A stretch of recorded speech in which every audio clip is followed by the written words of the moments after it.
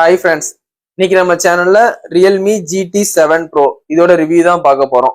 Realme GT7 Pro கடைசியா launch ஆனது Realme GT6 Pro. இப்போ ரியல்மி GT7 Pro வந்து லான்ச் பண்ணியிருக்காங்க.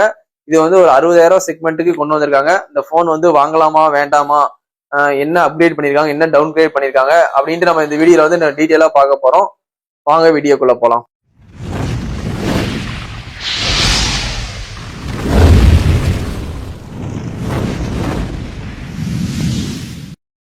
Realme GT7 Pro.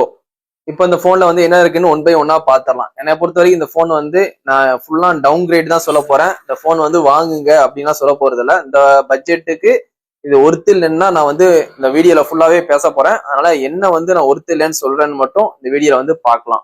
நான் ரியல்மி GT7 Pro ஃபர்ஸ்ட் வந்து protection Corning Gorilla glass 7i கொடுத்துருக்காங்க. இந்த ப்ரொடக்ஷன் வந்து நார்மலா 20,000 30,000 போன்லயே கொடுக்காங்க. இந்த ரேட்டுக்கு வாங்கும் போது இது வந்து ஒர்த் இல்லை. 60,000 ரூபாய்க்கு அவங்க வந்து விக்டர்ஸ் 2 கொடுத்தாருந்தா நல்லா இருந்திருக்கும்.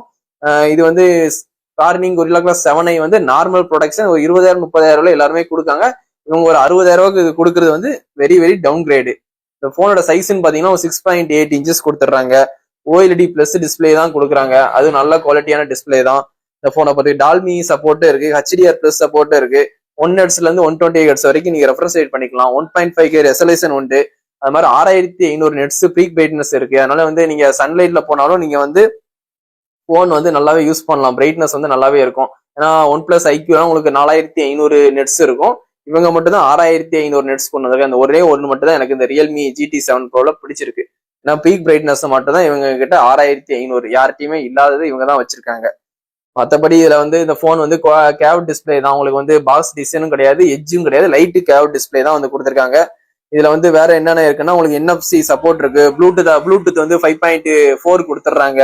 அது மாதிரி வந்து Wi-Fi 7 கொடுத்துட்றாங்க. Wi-Fi 7 வந்து நம்ம நாட்டுல எடுக்காது. நம்ம நாட்டுல வந்து Wi-Fi 6 தான் வந்து சப்போர்ட் ஆகும்.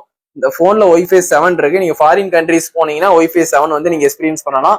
நம்ம நாட்டுல வந்து Wi-Fi 6 தான் இருக்கு. பேட்டரின்னு பாத்தீங்கன்னா உங்களுக்கு ஃபாஸ்ட் சார்ஜிங் கொடுத்துட்றாங்க. 6500 mAh பேட்டரி வந்து உங்களுக்கு குளோபல் லான்ச்ல கொடுத்துருக்காங்க. ஆனா இந்தியா லான்ச்ல வந்து உங்களுக்கு 5800 mAh தான் கொடுத்துருக்காங்க. ஒரு 6000 கொடுத்துருக்கலாம். ஏன்னா IQல 6000 mAh இருக்கு, OnePlusலயும் 6000 mAh இருக்கு. குளோபல் 6500 mAh இருக்கும் போது இவங்களும் எதிர்பார்த்தாங்க இந்தியாலையும் 6500 mAh வரும்ட்டு. ரியல்மில இது ஒரு பெரிய ஏமாற்றம் தான். ஒரு 700 mAh வந்து கம்மி பண்ணிட்டாங்க குளோபலை கம்பேர் பண்ணும்போது. அது வெரி பெரிய டவுன் கிரேட் தான் என்னை பொறுத்த வரைக்கும். 60,000 கொடுத்து வாங்கும்போது ஒரு 6000 mAh இந்த வருஷம் எல்லாருமே கொண்டு வர ஆரம்பிச்சிட்டாங்க. இவங்களும் அதை கொண்டு வந்துருந்தா கொஞ்சம் நல்லா இருந்திருக்கும்னு எனக்கு தோணுது. மற்றபடி இந்த ஆண்ட்ராய்டு 15 அவுட் ஆஃப் பாக்ஸ்லேயே வருது. உங்களுக்கு 3 இயர்ஸ் வந்து ஆண்ட்ராய்டு அப்டேட்டும் 4 இயர்ஸுக்கு செக்யூரிட்டி அப்டேட்டும் கொடுக்குறேன்னு ப்ராமிஸ் பண்ணியிருக்காங்க. இப்போ வரப்போற எல்லா போன்லயுமே வந்து உங்களுக்கு 4 இயர்ஸ் 5 இயர்ஸ் கொடுக்குறாங்க. பிளாக்ஷிப்ல உங்களுக்கு சாம்சங்லாம் 7 இயர்ஸ் கொடுக்குறாங்க. அதனால இந்த போன்ல 3 இயர்ஸ்னு சொல்றது வெரி வெரி எனக்கு பொறுத்த வரைக்கும் எனக்கு டிசப்பாயின்மெண்ட் தான். போன்ல வேற என்ன இருக்குன்னு பார்த்தலாம். இந்த போன் வந்து 5G போன் தான். உங்களுக்கு 14 5G பேண்ட் கொடுத்துருக்காங்க. அதனால உங்களுக்கு 5Gக்கு வந்து குறையே இருக்காது. 5G வந்து நல்லாவே கிடைக்கும் இந்த போனை பொறுத்த வரைக்கும். அது மாதிரி ஸ்பீக்கரும் உங்களுக்கு ஸ்டீரியோ ஸ்பீக்கர் கொடுத்துருக்காங்க. நல்லா சவுண்டும் லவுடாவே இருக்கு. UFSம் 4.0 கொடுத்தனால போன் வந்து அவ்வளவா லேக் ஆகாது, ஹேங் ஆகாது, நல்லாவே இருக்கும். 4.0வே கொடுத்துருக்காங்க. அது மாதிரி ஸ்டோரேஜுக்கும் உங்களுக்கு LPDR5X கொடுத்துருக்காங்க. LPDR5X கொடுத்துருக்காங்க ரேமு. அது ஒரு நல்ல ப்ராசஸ் தான், லேட்டஸ்ட் ப்ராசஸ் தான் கொடுத்துருக்காங்க. அதுலயும் அவங்க எந்த குறையுமே வைக்கல. இதுல வந்து USB மட்டும் 2.0 கொடுத்துருக்காங்க. அது வந்து வெரி டவுன் கிரேட் தான். USB 3.0 கொடுத்துருந்தா நல்லா இருந்திருக்கும். அது ஒரு டவுன் கிரேட் தான். உங்களுக்கு வந்து வேற வந்து உங்களுக்கு இந்த போனை பொறுத்த வரைக்கும் உங்களுக்கு மோஸ்ட் ஆஃப் ஹீட்டிங் போனா இதை சொல்லலாம். மோஸ்ட் ஆஃப் ஹீட்டிங் போனா இந்த போனை சொல்ற மாதிரி தான் இருக்கும். இந்த வருஷம் அதிகமா ஹீட் ஆகிற போன் என்ன போன்னா ரியல்மி GT7 Pro தான் சொல்ற மாதிரி. இந்த இயர்ல லான்ச் பண்ண போனா இதாதான் இருக்கும்னு எனக்கு தோணுது. ஏன்னா இந்த போன் அவ்வளவு ஹீட் ஆகுது. இந்த போன்ல சிப்னு பாத்தீங்கன்னா உங்களுக்கு ஸ்னாப்டிராகன் 8 எலிட் ப்ராசஸ் தான் யூஸ் பண்ணிருக்காங்க. அதான் வந்து இப்போ வந்து IQ, OnePlus, சாம்சங் எல்லாமே யூஸ் பண்றாங்க. ஆனா இவங்களும் வேப்பர் சேம்பர்லாம் யூஸ் பண்ணிருக்காங்க. ஆனா ஆப்டிமைஸ் பண்ண கொஞ்சம் கோட்டை விட்டாங்க. ஆப்டிமைசேஷன் சரியா பண்ணாததுனால போன் வந்து ரொம்பவே ஹீட் ஆகும். 50 டிகிரிக்கு மேல ஹீட் ஆகுதுன்ட்டு கன்சியூமரே யூஸ் பண்ணிட்டு கஸ்டமரும் சொல்லியிருக்காங்க. டிகிரி 50 டிகிரிக்கு மேல இருக்கு. நார்மலா நம்ம போன் யூஸ் பண்ணா கூட ஒரு ஹீட் இருக்கு. நம்ம அதிகமா கேமிங் விளையாடுனா கையெல்லாம் அப்படியே வந்து செவந்து போற அளவுக்கு ஹீட் ஆகுது அப்படின்னு சொல்லிட்டு ரிவ்யூ எல்லாருமே போட்டிருக்காங்க. கஸ்டமர் ரிவ்யூ எல்லாமே அப்படிதான் போட்டிருக்காங்க. ரியல்மி GT7 Pro வந்து வெரி வெரி ஒஸ்ட் போனு, ஓவர் ஹீட்டிங்கு, ரொம்ப சூடாகுது, போன் ரொம்ப சூடாகுதுன்னு சொல்லியிருக்காங்க. கடைசியா நம்ம கேமரா பத்தி பேசிடலாம். ஏன்னா போன் வந்து ஹீட் ஆகுது. ப்ராசஸர் ஸ்னாப்டிராகன் 780 வந்து நல்ல ப்ராசஸர் தான். ஆனா இவங்க போன்ல கண்டிப்பா ஹீட் ஆகுது, ரொம்ப ரொம்ப ஹீட் ஆகுது. அதனால இந்த பட்ஜெட் வந்து ரொம்பவே அதிகம் தான். 60,000 கொடுத்து இந்த போனை வந்து வாங்காதீங்க. இந்த போன் ஒரு 30,000 35,000னா எனக்கு தெரிஞ்சு வாங்கலாம். 60,000 கொடுத்து வாங்குற அளவுக்கு இந்த போன் வந்து ஒர்த்து இல்ல. கடைசியா நம்ம கேமரா செக்மெண்ட் பாத்திரலாம். கேமரால என்னென்ன இம்ப்ரூவ்மெண்ட் பண்ணிருக்காங்கன்னு பாத்திரலாம். மொத்தம் 3 கேமரா கொடுத்துருக்காங்க. அதுல பிரைமரி கேமரா சோனி கேமரா 50, உங்களுக்கு அல்ட்ரா வைடு வந்து ஒரு 8 மெகா பிக்சர், டெலிபோட்டோ ஒரு 50 கொடுத்துருக்காங்க. அதனால இந்த 2 மெகா பிக்சர் கொடுப்பாங்க பாத்தீங்களா, பேருக்கு கொடுக்கறது 2 மெகா பிக்சர் 5 மெகா பிக்சர், அந்த மாதிரி 8 மெகா பிக்சர் அல்ட்ரா வைடு கொடுத்துருக்காங்க. இது எடுக்கிற போட்டோ எல்லாம் பாத்தீங்கன்னா உங்களுக்கு 20,000 30,000 போன்ல எடுத்த மாதிரி தான் இருக்கும். இந்த 8 மெகா பிக்சல் எடுக்கிற போட்டோ எல்லாம் வந்து உங்களுக்கு வெறும் 10,000 போன்ல எடுக்கிற மாதிரி தான் இருக்கும். பிளாக்ஷிப்ன்ட்டு 60,000 ரூபாய்க்கு ஃபிக்ஸ் பண்ணிருக்காங்க. ஃபிக்ஸ் பண்ணிட்டு இவங்க எடுக்கிற போட்டோ வீடியோஸ் எல்லாமே வந்து 20,000 30,000 ரூபாய் எடுக்கிற போட்டோ செக்மெண்ட் மாதிரி தான் இருந்துச்சுன்னா அது வாங்குறவங்களுக்கு பெரிய ஏமாற்றம். 60,000 கொடுத்து வாங்குறவங்களுக்கு வீடியோகிராஃபின்னு போறவங்க இந்த கண்டிப்பா அந்த போனை வந்து சூஸ் பண்ணாதீங்க. இந்த செல்ஃபி கேமரான்னு பாத்தீங்கன்னா 32 மெகா பிக்சர் கொடுத்துருக்காங்க. அதுல வந்து உங்களுக்கு 1080 16 fps வரைக்கும் வீடியோ எடுத்துக்கலாம். 2K 4Kல வந்து உங்களால வீடியோ எடுக்க முடியாது. ஆனா இப்போ ஒன் பிளஸ் ஐக்யூலாம் உங்களுக்கு 4K வரைக்கும் நீங்க வீடியோ ஷூட் பண்ணிக்கலாம் செல்ஃபி கேமரால.